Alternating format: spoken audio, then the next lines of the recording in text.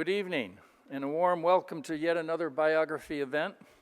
My name is Kai Bird, and I have the honor of serving as the director of the Leon Levy Center for Biography, a wholly unique institution hosted by the Graduate Center here, and founded by Shelby White and the Leon Levy Foundation in 2007. I want to thank Shelby for her steadfast support to the Biography Center, and specifically, I want to thank her for her recent rather incredible contribution of $10 million to our endowment fund.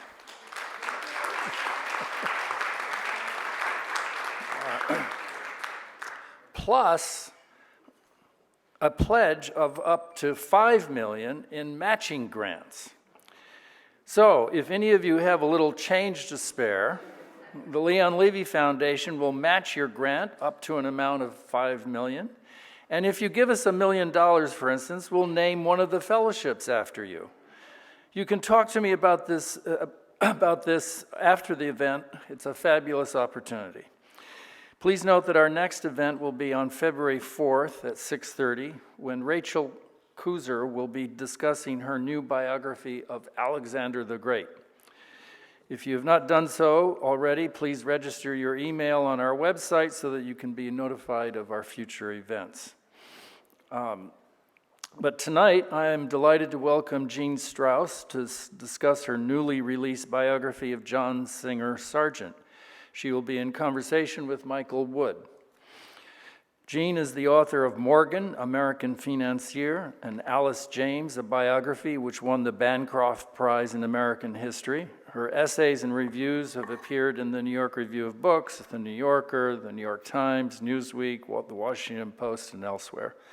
From 2003 to 2017, she served as director of the Coleman Center for Scholars and Writers at the New York Public Library. Michael Wood studied French and German at Cambridge University and was a fellow at St. John's College. He taught at Columbia, Exeter, and Princeton, where he is now Professor Emeritus of English and Comparative Literature. He has written books on Stendhal, Nabokov, Yeats, and Hitchcock, and is the author most recently of On Empson, The Habits of Distraction, and Marcel Proust, all three different books. He writes regularly for the London Review of Books and for several other journals. Jean and Michael will now be in conversation for about 40 or 45 minutes, and then they will take questions from our in-person audience. This event is being live streamed, so hello out there to our virtual audience. Jean will be signing books at the conclusion of this event, and we will try to end this program after about 1 hour. Again, thanks to the Leon Levy Foundation for funding this and all our other events. Michael, I now turn the conversation over to you. Thank you.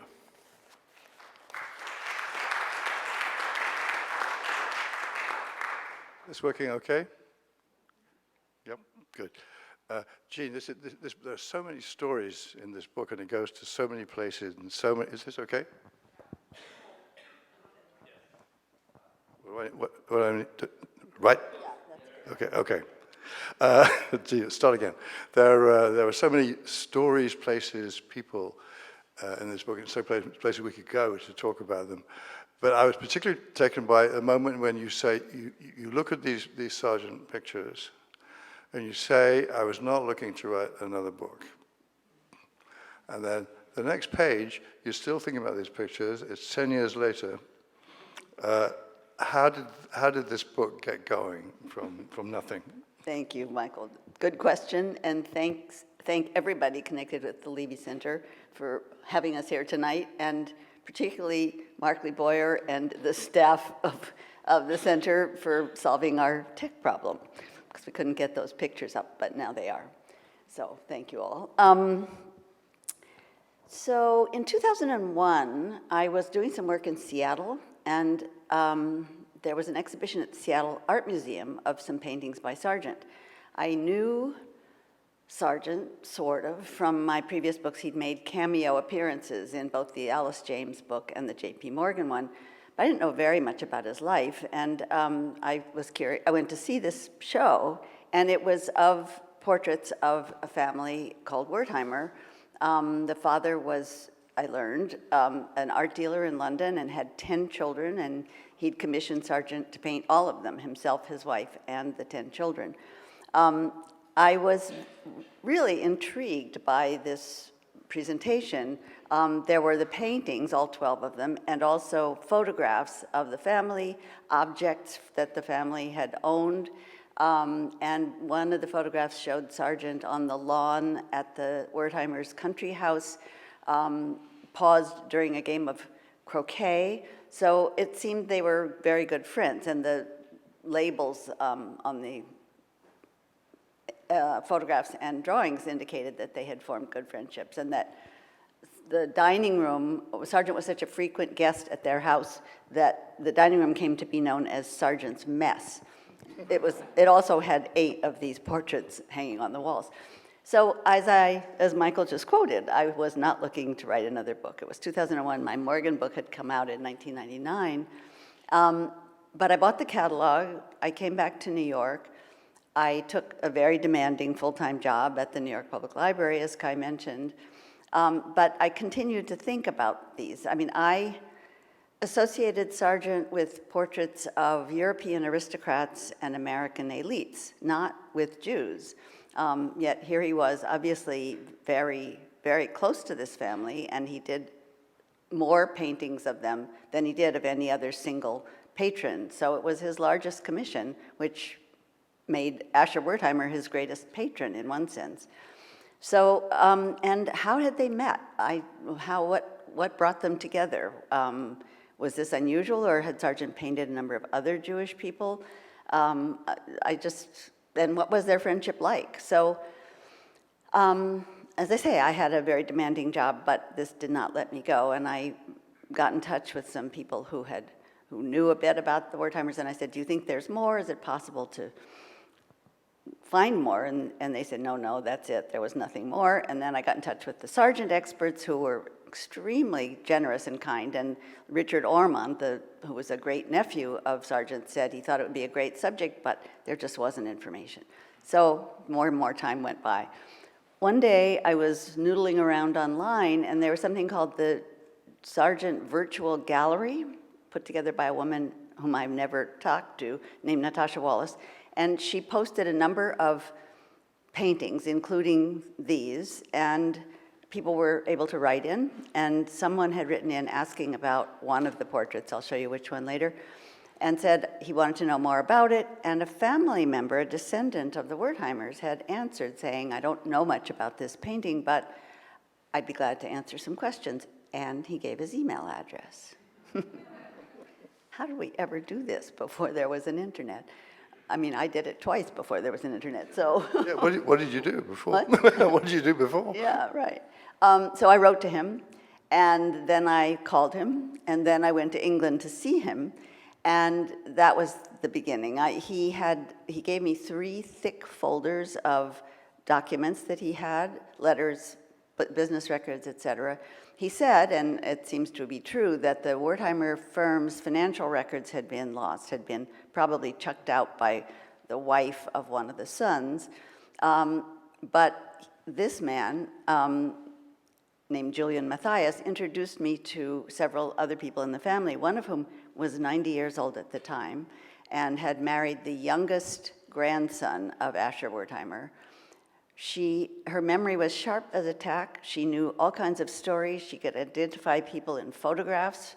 She had documents herself. And so I thought, okay, I think I'm going to have to write this book after all. That was a very long answer to your that was question. good. Give us a few dates. Of what I was doing? Well, both, but actually both your own trajectory and the dates of time. What time are we talking about? What generations? Okay. How old are you if you're a grandson or a granddaughter, or if you're a grandfather? Say that again, sorry. How old are you if you're a grandfather in this story, or if you're a grandfather? So Asher Wertheimer, who commissioned the paintings and had this big family that ended up with the people I was talking to, he died in 1918. He was born in 1843. Sorry, thank you so much. So it was basically the last half of the 19th century. And his children lived on some of them, into the middle of the 20th century. Not all, and we'll get to that because there's some real tragedies in this family. And I was interested first in 2001, but it wasn't until about 2012 that I found this man online and got active and actually got a contract to write the book. That's really great. Can we also think about, so what happened next? Tell us also about the letters that nobody could read. Thank you. So when I started this and I was in touch with the family, I learned that one of the descendants had had a packet of letters from Sargent to Ina, the taller of those two girls, who was Sargent's favorite. She became my favorite, of course. She was full of vitality and life and great stories. And this packet of letters, her husband had found them after she died. And he showed them to his daughter. He couldn't read them. Sargent's handwriting is impossible. Henry James's handwriting, who was in my first book, is really difficult. Sargent's is much worse. For a visual artist, that seemed surprising to me. But you immerse yourself in it, and you basically learn it. You know, you learn what he did with the tea and how he never dated anything and so on. So I was learning it. You said it was like learning a foreign language. It is. It is very much. But he's not writing in a foreign language. He's writing in English. Well, sometimes he's writing in French, which was even French. Harder. Yeah, okay. But he wrote to a certain, there was a certain set of letters to one of the persons that they couldn't read, wasn't it? Yes. So. And then something happened to the letters. Right. So thank you for keeping me on track. So Ina's husband couldn't read them. He gave them to his daughter to see if she could read them, and she couldn't either. And she took them to her aunt, Betty, who was the other person in this picture, saying, could you read them? And she said no. Just by the way, the husband had wondered when he gave the letters to this daughter, he said, do you think Mommy had an affair with Sargent? And she asked her aunt that question, and her aunt said, oh, don't be silly, darling. Everyone knew he was only interested in Venetian gondoliers, which probably isn't true, but I mean, in effect, it's true, but I don't know about whether it was specifically gondoliers. Anyway, nobody could read these letters, and they came down through the family to someone who's alive in London now, in her 50s, and she had sold them in 2003 through Sotheby's. And so I wrote to Sotheby's and said, you have a record of this, and could you get in touch with the buyer and see if he'd be willing to talk to me? He was. He was an American art dealer in Maine and in North Carolina, and I wrote to him and said, could I see these letters? Here's what I'm doing. And he said, would photocopies suffice, or do you need to see the originals? I said, photocopies would be fine. And then he said, would you transcribe them for me? And I realized he, too, could not read them. So I got this packet of letters, or about 40 of them, some just notes, some little cards, and some real letters. And I transcribed them and sent them back. And then I realized that he was going to sell them with my transcripts. Nothing I could do about that at this point. I thought of offering to buy them, but because he knew of my interest, I'm sure the price would skyrocket. So I didn't do anything, and I didn't hear for a long time that there was any action on a sale. And I had a friend who's with the leading Sargent dealer in America, and I asked her what had happened. She knew this man, and she said, he's waiting till your book comes out. Which would, I mean, there'd be no market for these letters except for me. But once the book came out, he thought apparently that there would be. So I didn't do anything again. More time went by. And then I heard through the Sargent grapevine that there was a packet of letters for sale in Maine at an auction house with transcripts. So I looked at the website of the auction house, and it was pretty clearly these letters, and I registered for the sale, but I also called back my friend, the Sargent dealer, and I said, what's up with this? I thought he was going to wait until my book came out, and she said he died. And his estate was selling these letters. So I decided I wanted to work with someone on the phone rather than just bid online in a void. So I was talking to someone on the phone, I bid what they had as the floor. Someone else raised it by $500. I met that, and the person I was talking to on the phone said after a minute she thought that had been a mistake, that he was really after something else and didn't really mean to bid on this. So no more bids. I got the letters, which was completely thrilling. I mean, I had read them, I had transcribed them, I knew what was in them, but having the actual physical objects that Sargent had written to Ina, to whom he was so close, it's sort of a little sacred. It's quite something. It's a great story, even if we don't know anything about what's in the letters. But can you tell us about a couple of the letters, what they actually say? What is the unreadable stuff when you read it? Well, Sargent was a very witty writer and very warm friend. And at one point he says to Ina, "Why won't some of my sitters' portraits get finished? I've tried giving my nephews mumps to some of them." And at another point he says, they're both supposed to go to the same dinner party, but had been scheduled to have dinner with Rodin that night and said he probably couldn't make it, but if he could get there before the end, he would crawl on all fours and come straight to you if I can get there. So, and then there are some wonderful letters by him to some of the younger sons, one of whom was very, very troubled.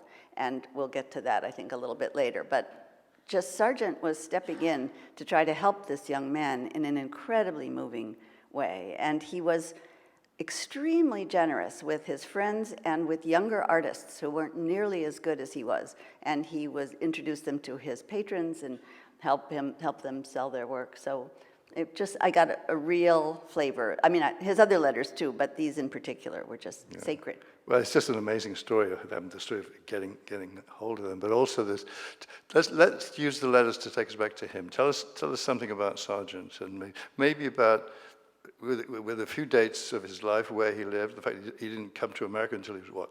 How old was he? 20. 20, right? And so he's that kind of American. Right? Yeah, he's not an immigrant exactly. He's just been away. Yes, right. But, he all always his life. considered himself American. His parents were from Philadelphia. His father was a physician from an old New England family, and his mother was from Philadelphia. And they had a baby who died at the age of 2 and went to Europe to cheer up Mrs. Sargent, traveling with her mother, and never came back. They just stayed in Europe and had 3 more children, John the First in 1856. He was born in Florence. His grandmother called him Fra Giovanni. And then 2 sisters. Hence the gondoliers. Yes, that was Venice, right. And they traveled. The father complained that they had no superfluity of means, but they lived in Europe for 30 years, and he wasn't working, so they certainly had some means. And the mother of Mrs. Sargent, Mrs. Singer, was living with them, and she had some means as well. So they moved with the seasons, so that they went to the mountains in hot weather and came back to Italy and Greece in the colder months. And Sargent was clearly extremely gifted as a boy, as an artist, but also at music. He was really, really good at that as well. His father wanted him to go into the Navy. He wasn't the least bit interested in that, and neither was the mother, so they won. And he was fluent in French and Italian, had some German and Spanish, and familiar with more cultures than most Americans would ever see. The family moved to Paris in 1874, at which point he was 18. As Michael said, he didn't even set foot in America until he was 20. But he went to Paris because, the whole family went to Paris because it was the art capital of the world, and they wanted him to be able to study there, which he did, at the École des Beaux-Arts, and also with a private teacher named Carolus Duran. And he quickly began showing at the Paris Salon, which is where you would want to show, and just was so gifted. It was an incredible debut, and then it went on and on and on. when he was elected to the Royal Academy, to the Salon, no, sorry, I'm jumping ahead. Were you going to ask something? No, I was going to say to talk about when does writing portraits come into his life, and when does he stop? Good. He started painting portraits very early on. He did a portrait of this teacher, Carolus Duran, which was shown at the Salon. That was pretty much, I mean, he did all kinds of painting. He never didn't work. Wherever he was, his whole life, he was painting. He would go traveling in the Alps, always painting watercolors or oil paintings. He'd bring along trunks full of equipment and costumes for his friends to dress up in so that he could paint them in these exotic poses. So he began in the late 1870s and continued until 1907, 1908, which maybe we'll come back to that when he stopped. Yeah, okay. Now, I guess what we need to know now about how did he meet the Wertheimers? I don't know. I don't know. I mean, Asher had an art gallery, a very, very distinguished art gallery. And should we do a little bit about who the Wertheimers were now? That'd be good, yeah. It sounds like they're all art dealers, but they can't be quite right. Yeah. Let me back up for 1 second to say that Sargent, we stopped in the middle of Sargent. So in Paris, he showed the painting of Madame X, which he thought was going to make a big splash. Well, it did. It wasn't a commission. He was entranced by the way she looked. You've probably all seen that painting at the Metropolitan Museum. But Paris was shocked. It's not so easy to shock Paris, but it was partly because she was an American. She'd married a French banker. She was socially extremely ambitious. She was what they called a professional beauty. She powdered her whole face and body she looks kind of a lavender green in that portrait. And her décolletage is very extreme. And in the original, the strap of her dress was slipping off her shoulder. And quelle horreur. I mean, Paris they just hated it. And so Sargent thought he was going to have to give up portrait painting, that nobody was going to commission him after this, and that he would either go into music or business. Well, business would probably not have been a great idea for him, but music, he could have had a career as a piano player. But eventually he moved to London, encouraged by Henry James and Whistler, and so slowly made a new life and career there.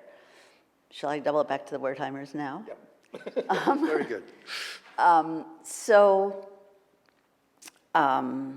Actually, one more thing about that, which was when he was elected, in London he was elected to the Royal Academy pretty early on, which, like the Paris Salon, was where you would want to be. And he said to Whistler, if anyone asks about my nationality, tell them I am an American. I keep my twang. He never wanted to become a British citizen, although he was offered a knighthood, and he would have had to renounce his citizenship to accept it, and he never did. So I wish I had a recording of his voice. Did he sound British? Did he sound American? Sort of mid-Atlantic? I don't know. So the Wertheimer art dealing firm was started by Asher Wertheimer's father, a man named Samson Wertheimer, who came from Bavaria, from a little town called Fürth, to London in 1839. He was a bronze maker and extremely gifted at that. He may have trained in Nuremberg, which was a center for metal arts, but who knows, Jews were not welcome in Nuremberg, so it's a tricky question. But he got to London. He was very good as an artisan, and then slowly began to become a dealer. What the markets wanted in those days in London was 18th century French decorative arts and old master portraits. He was so gifted at his own craft that he could copy the great works of 18th century France, and did that, and was extremely successful at it, and then began importing the originals, which at that point were not as popular as these copies. So he Having come to England with nothing but his intelligence and skill, left quite a fortune by the time he died in 1892. He had two sons, Asher and Charles. Charles was older. They both became successful art dealers. Samson, the father, had started selling to the Rothschilds very early on, and the Rothschilds remained principal clients of all the Wertheimers for decades. He also, this was a complete surprise to me, in 1874, he had come in 1839. He'd moved slowly up from the East End to New Bond Street, which is where you would want to be if you were a distinguished art dealer. In 1874, he became a naturalized British citizen with a thick German accent. The Duke of Edinburgh, who was the second son of Queen Victoria, commissioned him, Samson Wertheimer, to redecorate and refurbish the apartments in Clarence House, which he was going to move into with his new bride, who was the daughter of the Tsar from Russia. So Samson Wertheimer refurbishes Clarence House, which is where the mother of Queen Elizabeth lived when Queen Elizabeth was queen, and where Charles and Camilla still live. They were there when he was not king, but they've chosen to stay there even though he is. So Samson was a fairly impressive character, and Asher took over the business. Although he was the younger son, his brother, we might go into this in a bit if we want to, but his brother was called Wicked Uncle Charlie. Well, I was when I read the chapter title, Wicked Uncle Charlie, I thought it was about Shadow of a Doubt, the Hitchcock movie, but, Yes, but not quite the right place. Right. But it was interesting with the two brothers. One's a huge success, and the other one is really not. Well, he was a huge success. He was just wicked. Okay. Okay. For example, he went back to Fürth, to Germany, found a wife. I sort of think he got her pregnant before they got married, because they moved back to London and she had twins not very long after they got there, and lived with his parents over the art gallery. And after they had 4 children in fairly quick succession, and then he took a powder, running off with a young governess. When Asher's children misbehaved, they were threatened with being sent to live with Wicked Uncle Charlie, which probably sounded like fun. Yeah, no, that's great. So continue with the story now So get to Asher and Asher's father left a fortune. Asher made a fortune himself. They lived in very grand houses, first on Regent's Park, and then they settled at Connaught Place, just above Marble Arch. And the other people, it was a very interesting mix. The Churchills lived there. So Winston Churchill was the same, when they weren't at Blenheim Palace, that is. Winston was the same age as Ina, the eldest daughter, and just a succession of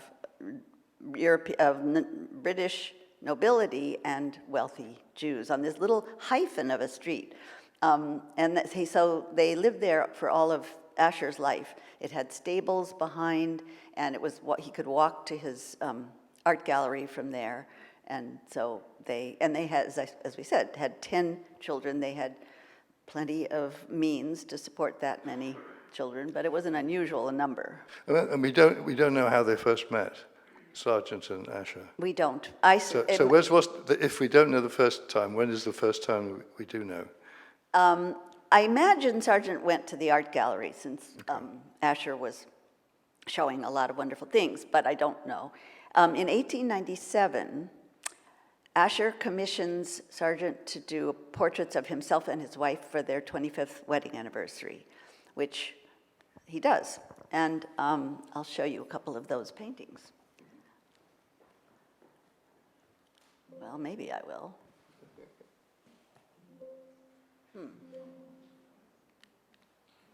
Oh, there. I was going the wrong way. Sorry.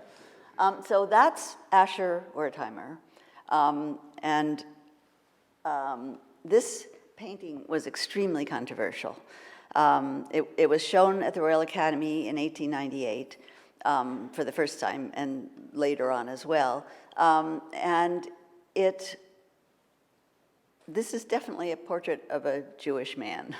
Sargent had, well, we'll get to that in a minute, had a number of Jewish friends. These were probably his closest. The Sassoons was another big clan whom he painted and was very good friends with.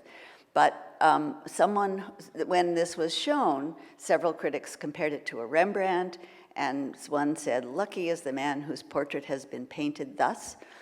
And someone else, Ian Phelps Stokes, an American who was also being painted at the time, saw this in Sargent's studio and said that Asher looked as if he were pleasantly engaged in counting golden shekels.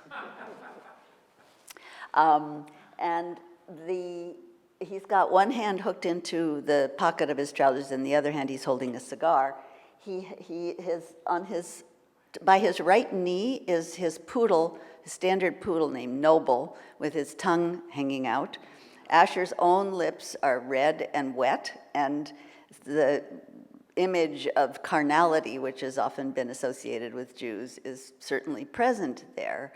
And it's a Rorschach test, this painting. It can be seen as that there's a twinkle in his eye, that he and Sargent are having a very good time. There are references to Velázquez and Franz Hals, whom Sargent revered, and Asher was handling works by those artists and certainly knew them very well. So they were playing, in a sense, with the history of art and knew exactly what they were doing, I think.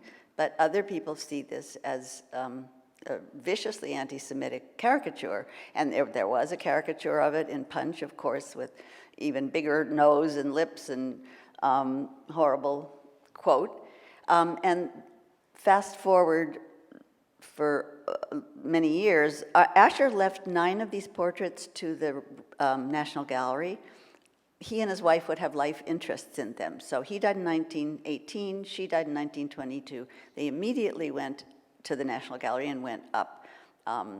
And there was a debate about them in Parliament. And in this committee, one member of the committee and Parliament, who was a member from Oxford and a history professor at Oxford, said to the chairman of the committee, "Can't you manage it so that we don't have to have these repulsive pictures on our walls for all time next to the beautiful examples of the work of Turner?" So Rembrandt to get rid of them. And that dichotomy has been there all along about this painting, mostly about this one. Do we know what Asher himself thought of the painting? We don't, but we know what he did, which is that he commissioned 10 more. And he and Sargent, he went to visit Sargent in his studio almost every Sunday. And Sargent was a guest at their house in the country, a regular at dinner. So I think if he'd hated it, if he thought it was a caricature, he probably wouldn't have gone on and done all those things. I think that they were having fun with this picture, and that Asher, in commissioning portraits of this size, I mean, they're a little bigger there than they are, but they're pretty big on their own, and having them hung in the National Gallery, portraits have always been the province of royals and nobility and popes and military heroes, not a family of a Jewish businessman. So it was shocking to London to see these on the walls, and I think that, not the shock value, but having his family presented there among the artists whom he knew very well, because he was dealing in them all the time, by the leading portrait artist of his own time, was exactly what Asher had in mind. And I think he didn't seem to be conflicted about being Jewish or being shown to look like this. I think he probably felt, this is who I am. And Sargent captured it, which he was very good at doing. But that's me. Plenty of people don't agree with that. I think, Jean, in the book you quote Michael Fried as saying there's something theatrical about every portrait. Yes. And I think that speaks to that sense that whatever the relationship between the sitter and the painter. Yes. Isn't it true? It's almost always going to be more complicated and maybe more playful. Yes. Than we imagine it normally. That it's not just a static situation. Indeed. And there is always, if it's theatrical, then there's another person there. Yes. There's a painter, there's a sitter, and then there's a viewer. Yes, exactly, You know, so- exactly. And Sargent sought out visual drama. That's what he loved to paint. And he traveled widely in the Middle East, in Egypt, he wanted life and movement, and he sometimes exaggerated it. I think capturing character is not the same as caricature, but there's often a very fine line. He painted Arab nomads and quite a number of Jews. In 1907, he did a portrait of Lady Sassoon, who was born a French Rothschild. And that painting, which I don't have in this deck, but it was shown at the Academy in 1907, and a poet who saw it with a friend of his said, "Sargent paints nothing but Jews and Jewesses now, and says he prefers them as they have more life and movement than our English women." Well, oops, I'm going the wrong way again. Sorry.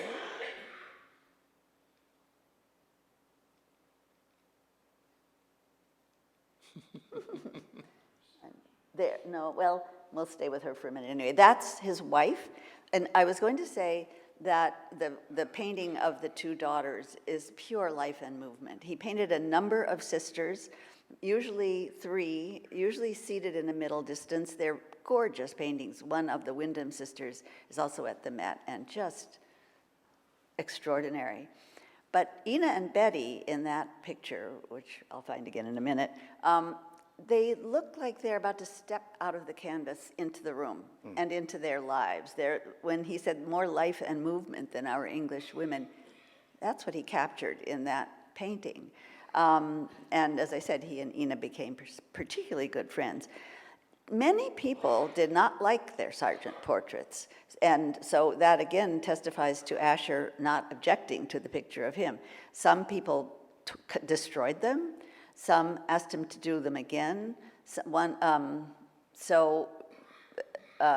Somebody said, "It's dangerous to sit to Sargent. It's taking your face in your hands." Really, it's your face in his hands. So this was Mrs. Wertheimer. That's also what is told to Bertie Wooster, isn't it? I'm sorry? That's what's said to Bertie Wooster about Yes. a painter Yes, there's a... inadvertently revealing something about people is what is described as the thing that Sargent is always pulling off. Yes, of capturing. There was a story in the Woodhouse Bertie Wooster sequence of a painter who had been commissioned to paint a child, and it turned out to be rather an ugly portrait, and so the painter says to whoever he's talking to, "I seem to have pulled off that trick Sargent had of capturing the soul of the person, but that's not what I meant to do." So it's like, it's not what painting is for. Right, exactly. The other line, I think, that is part of this package is what's attributed to Whistler about the person who doesn't look anything like the original. He just says, "She will." right. No, actually, that Whistler was Picasso, exactly. Picasso apparently said it, but wasn't it Whistler Whistler said something quite similar. Yeah. But Sargent was painting Woodrow Wilson. He painted both Theodore Roosevelt and Woodrow Wilson. And he said something like, Whistler is... I'll find it in just a second. So while I'm finding it, this is painting of Flora Wertheimer, and they didn't like it. Here it is, the page number. They didn't like it, and he did her again 6 years later. Sorry.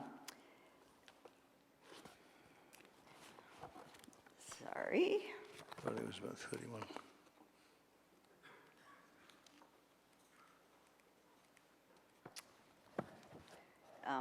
Well, I'll find it in a minute.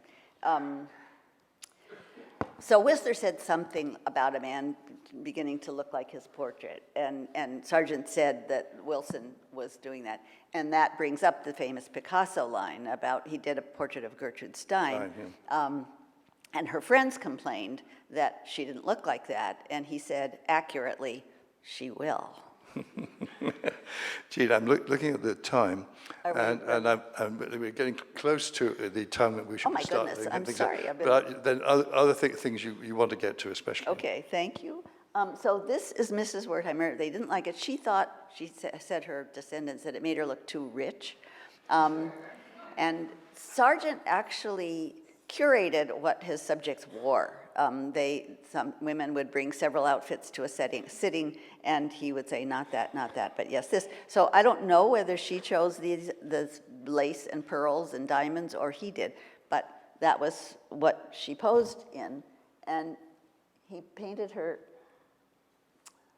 sorry, going the wrong way, okay.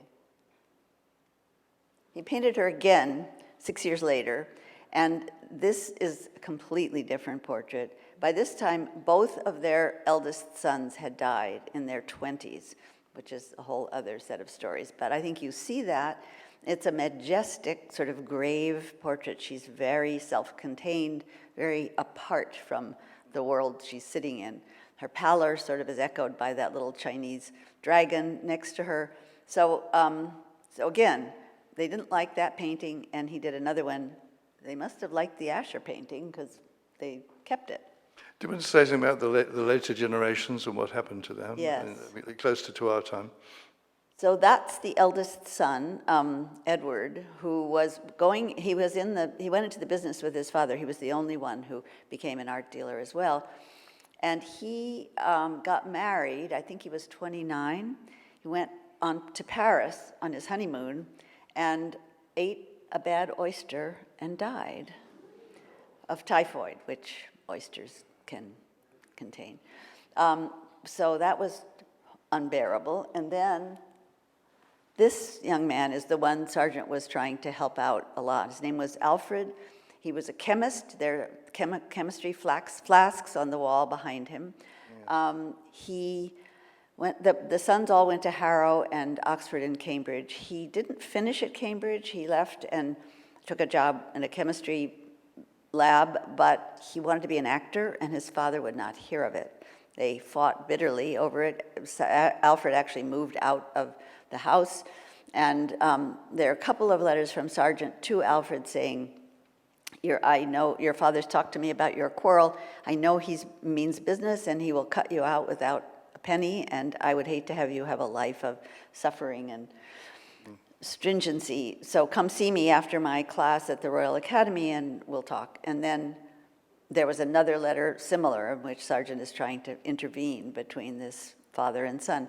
And this portrait was shown in 1902 at the Royal Academy, and it made Alfred sort of a star. He couldn't walk through Mayfair without people recognizing him and wanting to talk to him. He went to South Africa a few weeks after this painting was shown. He'd been once before with a good friend who had business there, and he died in South Africa. And I learned, partly thanks to the Mormons who keep really great records, that he died in his hotel. Some people said he was in the Boer War, but he was not even in the army. He was in his hotel room, and he died of an overdose of morphine, and his heart stopped. He'd been addicted, and at an inquest, the pharmacist who had sent the package had been delivered to this pharmacy, and it had been sent to Alfred's hotel, and the pharmacist said he'd known about this addiction and was trying to help Alfred get over it, but he didn't know what was in that package. So the two eldest sons dying before the age of 30 was really terribly painful for this family. I wondered, you should say what you'd like to say, but what about the painting of Enna half dressed as a man? Or? Yes. So these are the younger children. One thing I did not know when I started this was how Jews were perceived as being Oriental. So Eastern, not us, not Western. And the description of these are the younger three children, is described as if it were a opium den in Tangier. I mean, they're in their classroom in the house of the Wertheimers. That's a globe behind them, but it's very sensual. It's dark. It's brightly colored, but I don't think it's an opium den in Tangier. So, come on, Ina. There. That was the one, Yeah. That one. This is Ina again, having been shown with deep décolletage in the first one. She was sitting for him again. She came flying into his studio one day to sit for this portrait with her hair and her cloak and her coat just billowing out behind her, and Sargent decided he wanted to paint her that way in full sail, a vele gonfie, which is what he called this painting. And the Duke of Marlborough and his family were posing for Sargent at the same time. His wife was Consuelo Vanderbilt, and her fortune saved Blenheim Palace for a while, but the marriage was a disaster, and she left not long after Sargent painted this portrait, which was to go opposite a Reynolds portrait of an earlier Duke of Marlborough and his family. So Sargent painted most of it at Blenheim Palace, but the Duke came into the studio in London from time to time, and he brought his garter robes and hat. The most royal order of the garter is the highest honor you can attain in England. It was 25 people, all men, until Edward VII made his wife a lady of the garter. So this robe, or something very like it, was in Sargent's studio when Ina came in for the sitting, and they together collaborated on wrapping her in this august outfit, including the hat and the gloves. So, it's, I think, a marvelous painting. She's so alive, and the inevitable cartoon in Punch said, "Call yourself a soldier, look at me."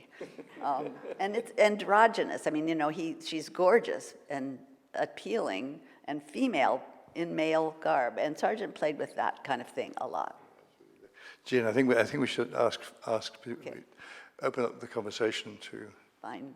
Thank you very anyone much, who'd like Michael. to. Thank you, Jean. That's fantastic. So please, have we got a mic? Hi, thank you. Enormously interesting. On the whole question of sort of the interesting question of also anti-Semitism, I mean, there's sort of the question of the content of that and maybe also the form. I'm wondering, because I think this is a period of enormous transition in terms of, because, and please correct me if I'm wrong, but my understanding is a lot of portraiture before this had very set pieces about how a person of a certain status was supposed to look and what they were supposed to carry and what, right? So I'm wondering how much, even that gesture, perhaps with the cigar, they were sort of setting a new, was they setting a sort of new symbolic system for wealth, or do you think it was, I guess that's one question, whether that had something to do with it, and also, yeah, I guess I'll get to the other question, well, I don't want to. I'm sorry, but Yeah, and then I'm also interested in the whole question too. I mean, clearly, you've described how, you know, there was real intimacy. And I'm interested in this whole question of, you mentioned the opium den, and did he make those decisions about how they should be posed, and who was it that ascribed that kind of reading to it? Because also in light of the work he later did in the Boston Public Library and Yeah. the real attack he got for synagogues. right, that's a very complicated question, which if we have time, I'll go into that. But I think Sargent was choosing the colors, the setting. I mean, I think Asher, I don't know this, I think Asher may have agreed to the sequence. He did the older children first, and then the younger ones in 2 groups of 3. But I'm not an art historian. I don't think these are extremely unusual poses that Sargent was using for the Wertheimers. It was more that he chose to paint them agreed to paint so many of them. The quote from Lady Sassoon about painting nothing but Jews and Jewesses, he was sort of known as a painter of Jews because he did a lot of them, but of his whole body of work, there are about 1,300 portraits, both oil paintings and charcoal sketches. He stopped painting oil portraits in 1907 and then did these sketches because there was still a huge demand. Of 1,330, about 70 of them were of Jewish people. But he did some of them more than once, so the percentage is actually it's about 5%. So not that many, but that the leading portrait artist of this era would choose to do so many Jews was really noticeable in that society. I'm not sure if that answers your question, but I don't think that pose with the cigar and the thumb in his pocket is supposedly a Jewish pose or something really unusual. I don't think so. Please.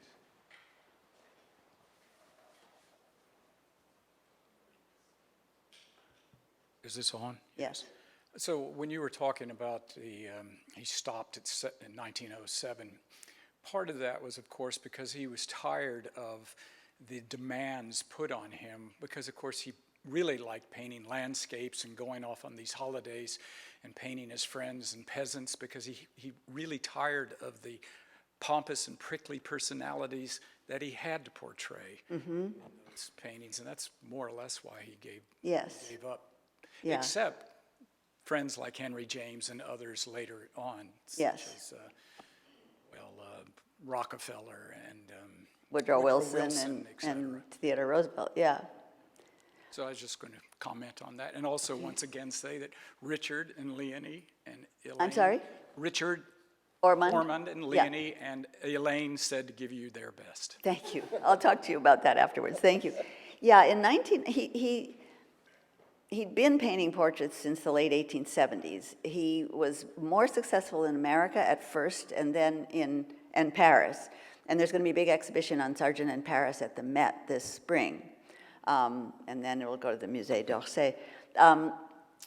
But it took a little while for the English to warm up to him. But there were a couple of paintings in the early 1890s that were just fantastic. One of them is Lady Agnew of Lochnaw, which is just an extraordinarily wonderful painting. And then he couldn't fill all the commissions he had. He raised his prices because he wanted fewer commissions.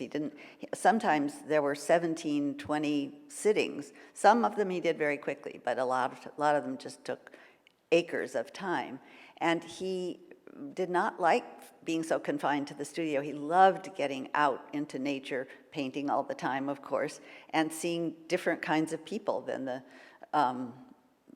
people who were commissioning him. He said, in 1907, he wrote to a friend and said, "No more portraits," spelled P-A-U-G-H-T-R-A-I-T. "I abhor and abjure them and hope never to do another, especially of the upper classes." He also said, "The portrait is a painting where there's something not quite right about the mouth." Exactly. Because someone said that about the painting of Lady Sassoon, and he made a joke about it for the rest of his life. Yes, Victoria. So we've had wonderful conversations about writing biography and about this book. I'm curious, as a non-art historian, what you feel you're too modest to say what you brought that art historians wouldn't bring, but could you reflect for me on what it's like to be a non-art historian approaching this material? Terrifying.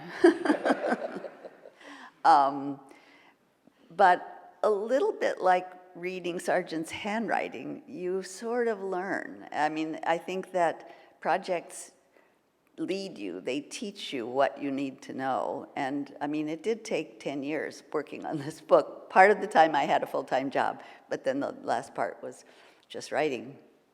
And the pandemic came along, which was not a terrible thing for a writer. But yeah, I was scared, and also the art world is not a friendly one, especially to people who aren't trained and bred in it. So I just had to read a lot and look a lot, and I know you're working on a portrait of an artist too, so we'll talk about that some more. But I think you just have to learn what you need to know for each book. And, you know, J.P. Morgan, I didn't know anything about finance either, but he taught me, or some friends of mine helped. Yeah, one last question. Okay.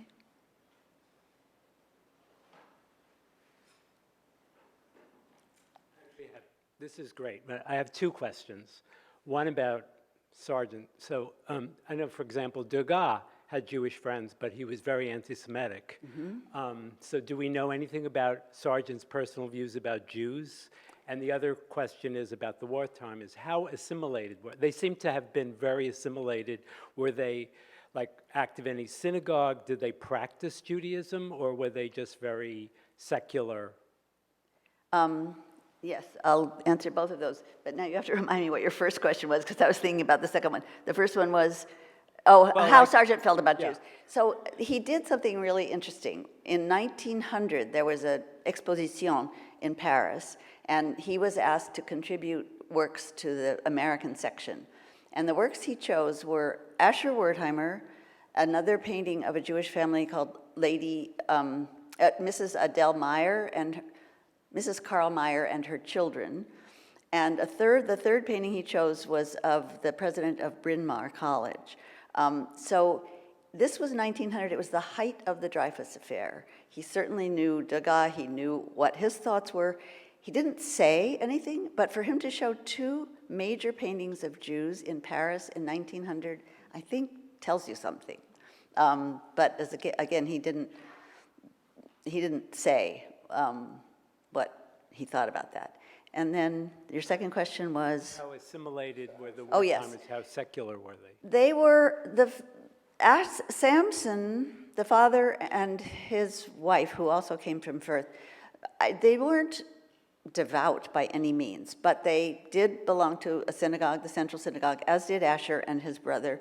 They both gave money to Jewish causes, particularly in Eastern Europe when things got really ugly there. There was a big exhibition about Anglo-Jewish experience, which Asher was on the central committee for and loaned lots of his objects to be seen by Lawton. It was a huge exhibition. In the next generation, only 3 of Asher's children married Jews, and one of them died on his honeymoon. And oysters, which are not kosher. Exactly. If only he had not eaten that oyster. Yeah. That'll teach him. But in the next, and I should just say, sidestep for a minute. During World War I, a number of English Jews changed their names. And Schlosses became castles, and Rothensteins became Rotherstons. And Asher's 2 remaining sons, Conway and Ferdinand, changed their name to Conway. So Joseph Conway, sort of weird. The mother's maiden name was Conway, and Ferdinand Joseph Conway. And ostensibly, it was to not sound so German during World War I, but it was also to not sound so Jewish. And that Ferdinand, when he died in 1950, I get my centuries all mixed up, 1950 or 53, his tombstone in the country in Surrey had both a Canterbury cross and 2 Jewish stars. So I think this is called divided. And of the next generation, none of them married Jews. Most of them converted to Anglicanism, and so it was a big change. I think perhaps we've reached our time. Jean, thank you so much. Thank you for being here.